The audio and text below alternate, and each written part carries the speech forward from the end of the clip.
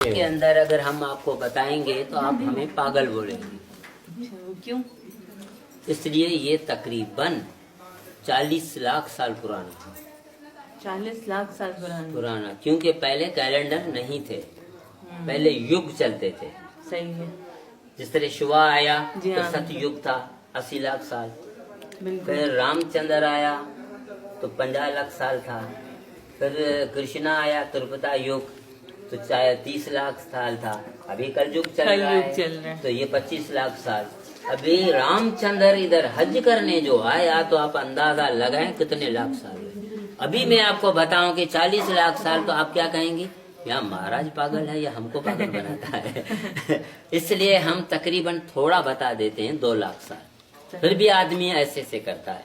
एक बरतानिया वाले ने मुझसे पूछा कि 2 लाख साल कैसे होते हैं। मैंने कहा 2 लाख साल तो होते हैं। कहता कैसा? मैंने कहा फिर तो क्या बरताने वाले हमको पागल बनाते हैं? हम चरिए हैं।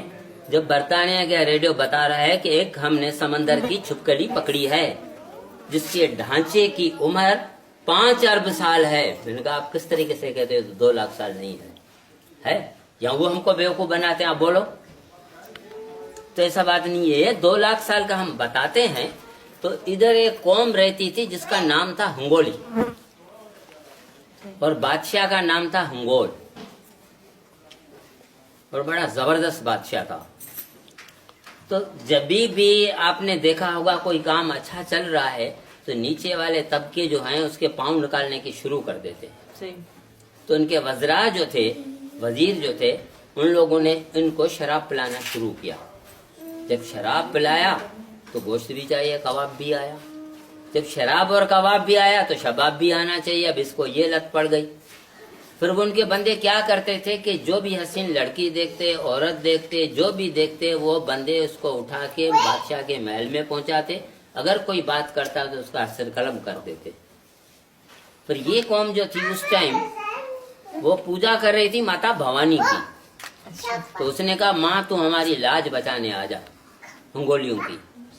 फिर एक मर्तबा माँ ने आसमान से आई एक हूर का रूप धारण करके, एक हूर का, खूबसूरत लड़की का, वहां उतरी जहां बादशाह बैठा हुआ था।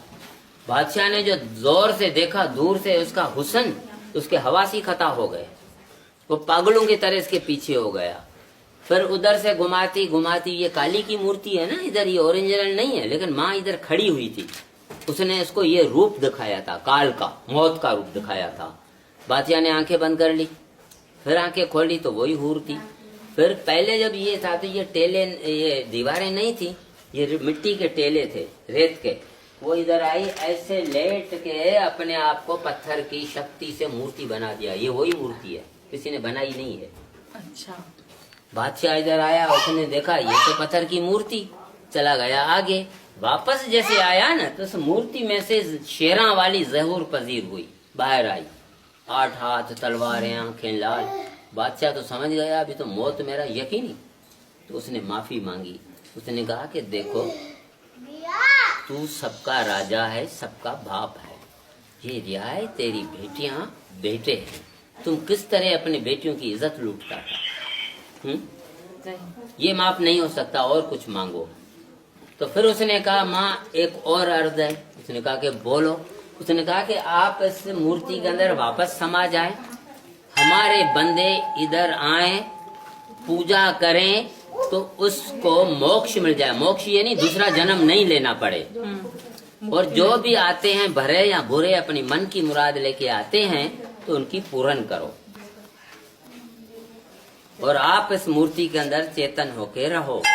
माता ने कहा ऐसा ठीक है। फिर उसका सिर कलम कर दिया। फिर नाम पड़ा हंगलाज, हंगोलियों की लाज बचाने वाले। फिर ये कौम जो है टूटती फूटती चली गई मंगोल। अच्छा। फिर उधर मंगोली कहलाने लगी, रूस के तरफ, क्योंकि ये पहाड़ी इलाका था ना, कभी बारिशें, कभी तबाहियां, कभी क्या, इधर तो वैसे नहीं था। सही सही। फिर ये जो है हमारा, उसने कहा कि हमारा हज हो जाए, हज का इलाका, उत्तम यात्रा, उत्तम यात्रा। जिस तरह आप देखो हमारे शिये भाई हैं, बगदाद जाते हैं, जी हाँ, जी हाँ, जियारत करते हैं, लेकिन उनका हज नहीं होता है। हज खाने कैबे में होता है। इस तरीके से हमारी भी जियारत गाहें बहुत हैं। यात्राएं बहुत है, मगर लेकिन ये वो हज नहीं होता, उत्तम यात्रा नहीं, उत्तम यात्रा इधर होती है। अच्छा, ये दूसरे किसकी है? दो है कौन ना जी? दूसरी? ये इसकी कमांडर की है। अच्छा। जब वो बाहर निकलने लगी ना जमीन से, तो उसने ऐसा इशारा किया, वो इधर की इधर रह गई, वो भी पत्थर की बन गई। ये है छोटी सी स्टोरी इसकी। वैसे तो